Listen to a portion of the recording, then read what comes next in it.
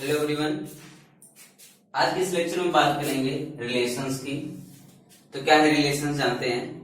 Late A and B two sets then a relation R from A to B set to B is a subset of A cross B. फिर समझिए, let A and B with two non empty sets. यहां ध्यान रखिए कि two sets लिखा है, ये to non empty set होना चाहिए। Non empty set, non empty set.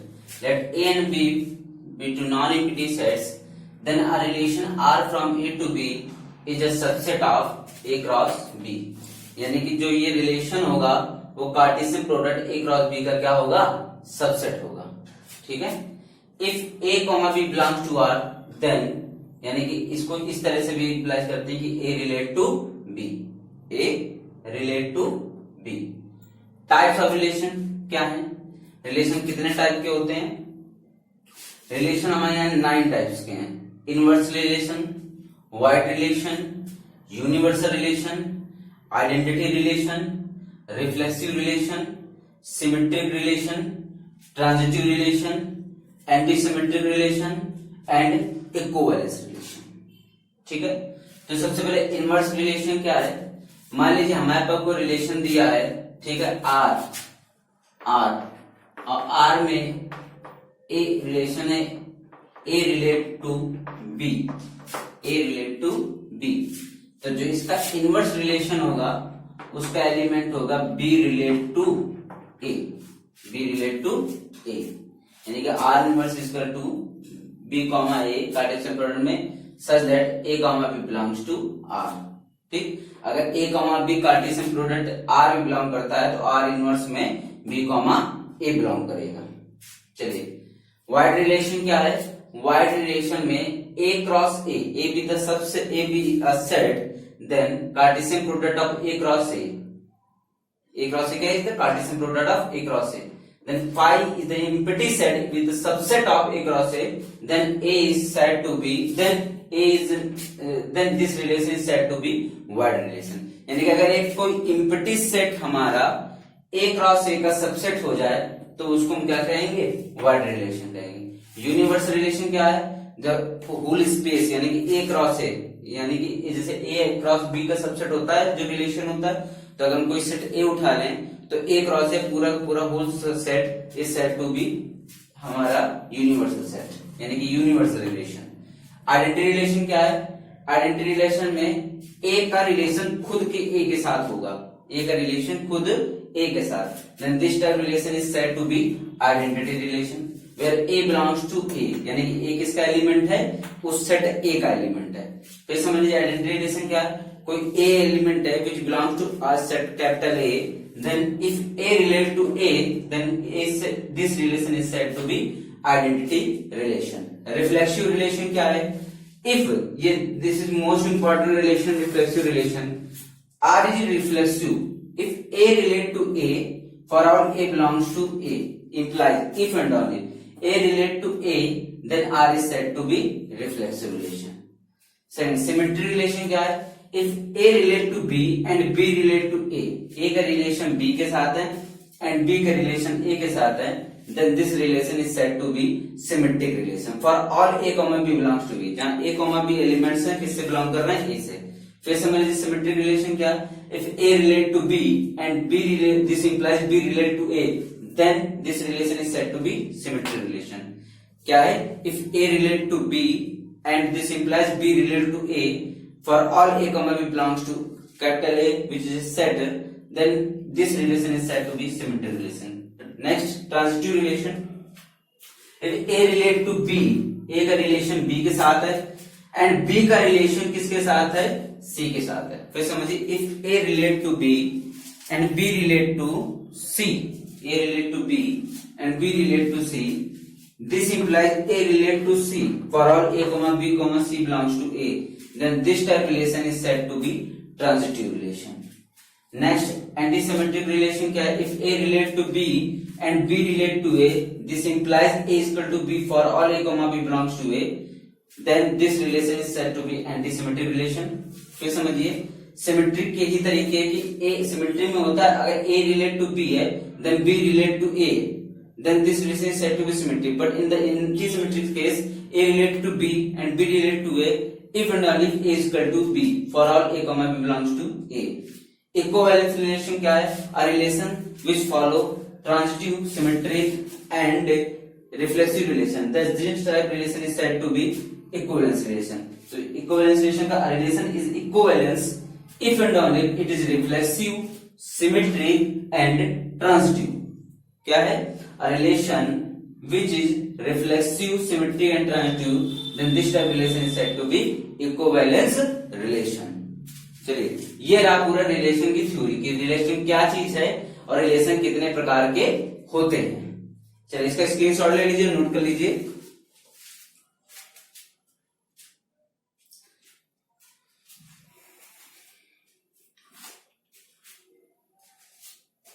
इसके बाद हम बात करेंगे काउंटिंग्स की. चलिए देखते हैं.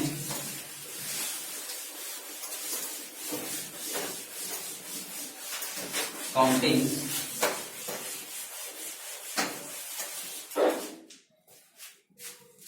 काउंटिंग क्या है?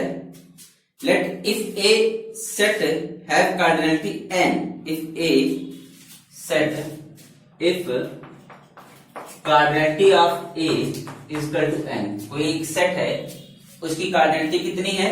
n है. Then number of reflective relation, first number of reflexive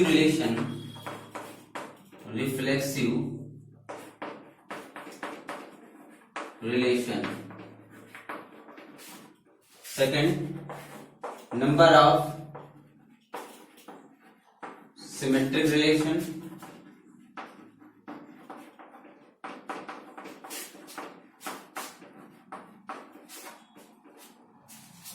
third number of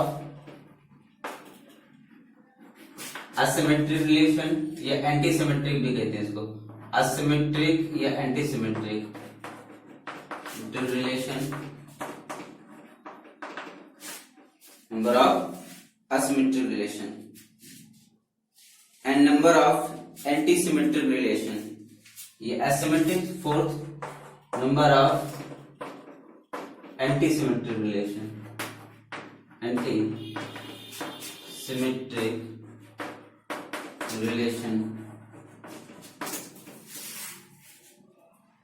तो चलिए बात करते हैं total number of reflexive relations जो होंगे. Number of reflexive relation is equal to 2 की power n square minus n. ये नंबर ऑफ रिफ्लेक्सिव रिलेशन है 2 की power n square minus n. Number of symmetric relation is equal to 2 की power summation n या equal to 2 की power n plus 1 by 2. ये number of symmetric relations. Third number of antisymmetric relation is equal to number of antisymmetric relation. Fourth 3 की power n minus 1 by 2. And number of asymmetric relation, number of asymmetric relation is number of, ये asymmetric relation था 3, sorry ये number of asymmetric relation है 3 की power n minus 1 by 2. And number of antisymmetric relation is equal to number of antisymmetric relation is equal to 3 की power n minus 1 by 2 into 2 की power n. ये relation. तो फिर समझ लीजिए अगर किसी सेट A की कार्डिनलिटी n है, then total number of reflexive relation is equal to 2 की power n square minus n. Number of symmetric relation is equal to 2 की power n plus 1 by 2. Number of asymmetric relation is equal to 3 की power n minus 1 by 2. And number of anti-symmetric relation is equal to 3 की power n minus 1 by 2 into 2 की power n. ये हमारे सारे relations हैं. चलिए उसके बाद नेक्स्ट बात करते हैं इसको नोट कर लीजिए, स्क्रीनशॉट ले लीजिए. उसके बाद टोटल बाइनरी ऑपरेशंस की बात करते हैं.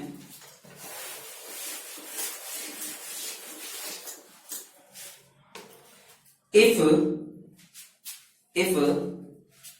f is the function such that A cross A to A binary operation है कार्टेशियन प्रोडक्ट में।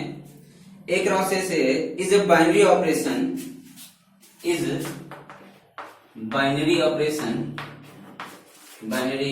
Operation and cardinality of A is equal to 1, cardinality of A is equal to n given है। A की cardinality कितनी given है? n given है। then first number of binary operation, number of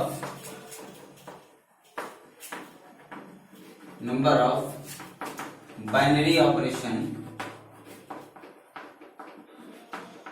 अब binary operation की भी दो category है, commutative binary operation and non commutative binary operation. Commutative अंदर A operation B equal to B operation A आ जाए, commutative binary operation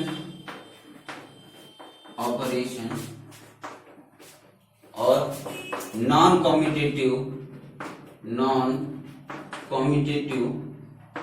binary operation, non commutative binary operation. Number of binary operation हो जाएंगे n की power n square.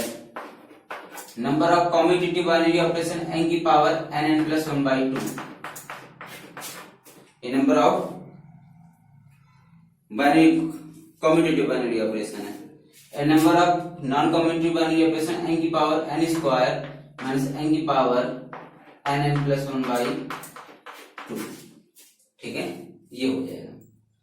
तो फिर से देख लीजिए, अगर a हमारे binary operation a cross a से एक बाइनरी ऑपरेशन है जहां a की कार्डिनलिटी n है, then number of binary operation जो बनेंगे वो बनेंगे n की पावर n स्क्वायर। और वैसे भी मैंने बताया था टोटल नंबर ऑफ जो फंक्शन बनते हैं उसी से निकला है। टोटल नंबर ऑफ फंक्शन के अकॉर्डिंग इसमें टोटल कितने फंक्शन बनेंगे? अगर इसकी कार्डिनलिटी n है, इसकी कार्डिनलिटी n है, इसकी कार्डिनलिटी है, तो कार्डिनलिटी ऑफ a की power cardinality of a cross a ये बनेगी। तो a कार्डिनलिटी n है और इसकी कार्डिनलिटी n इंटू n, तो बराबर कितना आ गया? n की पावर n स्क्वायर। देखिए जब हमने फंक्शन में बताया था 1/2 मैपिंग में टोटल नंबर ऑफ फंक्शन कितने बनेंगे, उससे ही निकल के आया ये नंबर ऑफ बाइनरी ऑपरेशन। तो नंबर ऑफ बाइनरी ऑपरेशन कितने हो गए? n की power n square. Commutative binary operation कितने हो गए? n की पावर n प्लस 1/2 यानी कि n की power summation n। And number of non commutative binary operation कितने हो जाएंगे? Number of non commutative binary operation हो जाएंगे n की पावर n स्क्वायर, यानी कि total number of binary operation में कॉम्यूटेटिव बाइनरी ऑपरेशन सबसेट कर दीजिए, वो total number of non commutative binary operation आ जाएंगे। चलिए अब थोड़ा इनकी प्रॉब्लम पे डिस्कस कर लेते हैं।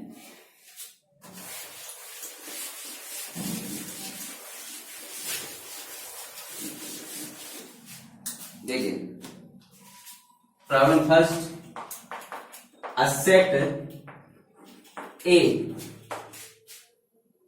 have cardinality 2,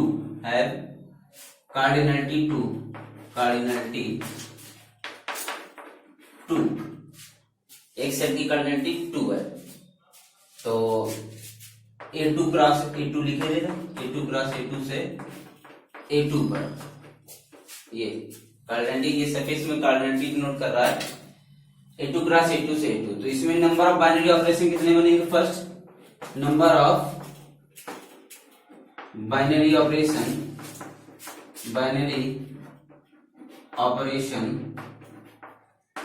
इसका जो फॉर्मूला होता है n की पावर n स्क्वायर यानी कि 2 की पावर 2 स्क्वायर यानी कि 2 की पावर 4 16। टोटल बाइनरी ऑपरेशन बन गए 16। Number of second number of commutative binary operation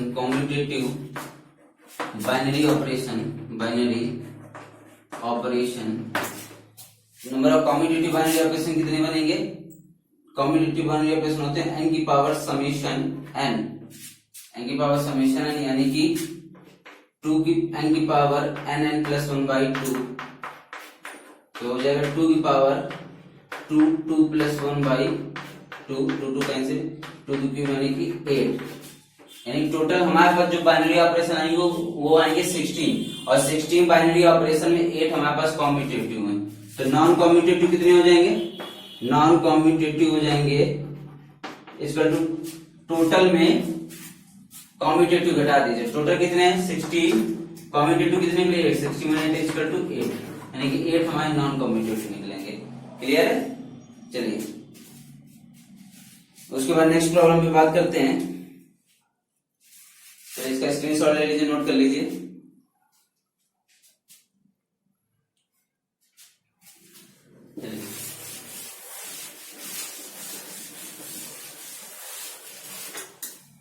इसी में बात करते हैं। एक सेट ए है और ए की कार्डिनलिटी कितनी दी है 2 दी है। सेट ए की कार्डिनलिटी कितनी है 2 दी है। देन सारी चीजें बताइए, total number of reflexive relation. तो फर्स्ट सेट की कार्डिनलिटी 2 है, first number of reflexive relation, reflexive relation, number of reflexive relation बराबर फॉर्मूला क्या होता है 2 की power n square minus n। Number of reflexive relation कितनी है 2 की power n square minus n, और n a की कार्डिनलिटी कितनी है 2 है, तो ये हो जाएगा 2 की पावर 2 स्क्वायर माइनस 2, 4 माइनस 2 यानी कि 2 की power 4। Total number of reflexive relation बनेंगे 4। Second number of symmetric relation, number of symmetric relation होंगे 2 की पावर n प्लस 1 बाई 2, यानी कितना हो जाएगा 2 की पावर 2, 2 प्लस 1 बाई 2, 2 की क्यूब यानी कि 2 की cube equal to 8 total number of symmetric relation बनेंगे। टोटल नंबर ऑफ रिलेशन कितने बने सिमेट्रिक 8 बने टोटल नंबर ऑफ। ठीक है, उसके बाद थर्ड नंबर ऑफ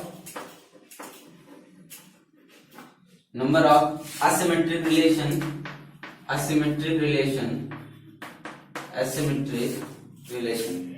तो नंबर ऑफ असिमेट्रिक रिलेशन जो बनेंगे वो फॉर्मूला होता है 3 की पावर n माइनस 1 बाई 2।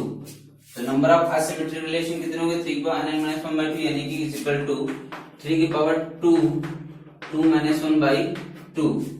तो कितना आ जाएगा ये कैंसिल, 3 पावर 3, तो 3 total number of asymmetric relation बनेंगे। And last fourth number of, ये किस कार्डिनलिटी के लिए निकाल रहे हैं, एक सेट है ए जिसकी कार्डिनलिटी 2 है, उसके लिए हम सारे रिलेशन का फाइंड कर रहे हैं। Number of antisymmetric relation, number of antisymmetric relation कितने हो जाएंगे 3 की power n minus 1 by 2 into 2 की पावर n, तो इसकी वैल्यू आई 3 इंटू 2 की पावर n यानी कि 2 स्क्वायर, तो यानी कि 12 बनेंगे total number of antisymmetric relation. चलिए इसका स्क्रीनशॉट ले लीजिए, नोट कर लीजिए।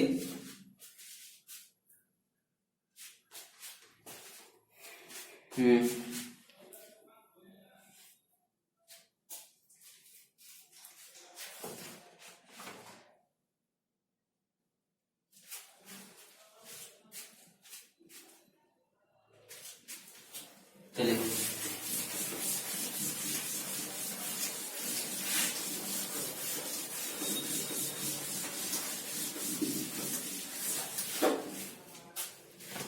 इसके बाद बात करते हैं, एक ही सेट है, F मैप है, S1 से S2 पे मैपिंग है, S1 से S2 पे।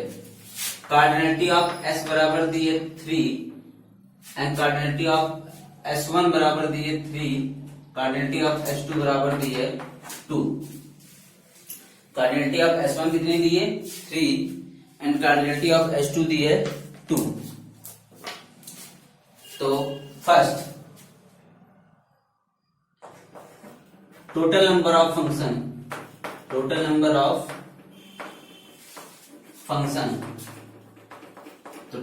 ऑफ फंक्शन कितने बन जाएंगे S1 से S2 में, यानी कि डोमेन की कार्डिनलिटी ऑफ डोमेन, यानी कार्डिनलिटी ऑफ डोमेन की पावर कार्डिनलिटी ऑफ कोडोमेन की पावर कार्डिनलिटी ऑफ डोमेन, तो यानी कार्डिनलिटी ऑफ S2 कितनी 2 और इसकी क्यूब यानी कि 8। ये टोटल नंबर ऑफ फंक्शन बनेंगे इस मैप में F सच दैट S1 से S2 में टोटल नंबर ऑफ जो फंक्शन बनेंगे वो कितने बनेंगे 8 बनेंगे। जहां S1 की कार्डिनलिटी कितनी है 3 दी है, कार्डिनलिटी मतलब S1 में 3 एलिमेंट्स हैं और S2 में कितने एलिमेंट्स हैं 2 एलिमेंट्स हैं। Second, number of injective function, number of injective. अब बताइए क्या इसमें इंजेक्टिव फंक्शन यानी कि 1 1 एग्जिस्ट करेगा? नहीं करेगा। क्यों? क्योंकि इसमें 3 एलिमेंट हैं। देखिए इसमें 3 है और इसमें 2 है, तो ये तो है, एक इमेज खाली रह जाएगी। ठीक है, एक इमेज खाली रह जाएगी। तो इस कंडीशन में 1 1 इसमें नहीं होगा और मैंने लिखाया भी है। ठीक है, मैंने लिखा भी रखा है किस कंडीशन में, डोमेन में, कोडोमेन में। कब डोमेन की कार्डिनलिटी जब ज्यादा होती है, कोडोमेन की जब ज्यादा होती है, तो किस में कितने फंक्शन बनते हैं। चलिए ठीक है, तो इसमें अगर कार्डिनलिटी अब ए ग्रेटर देन बी है तो नेवर 1 1 एग्जिस्ट, और यहाँ कार्डिनलिटी अब ए ग्रेटर देन बी है। देखिए डोमेन की कार्डिनलिटी कोडोमेन से ज्यादा है, तो 1 1 फंक्शन, नंबर ऑफ इंजेक्टिव यानी कि 1 1 फंक्शन 0। कितने हो जाएंगे? 0। ए भी 1 1 फंक्शन ही होंगे। Third, number of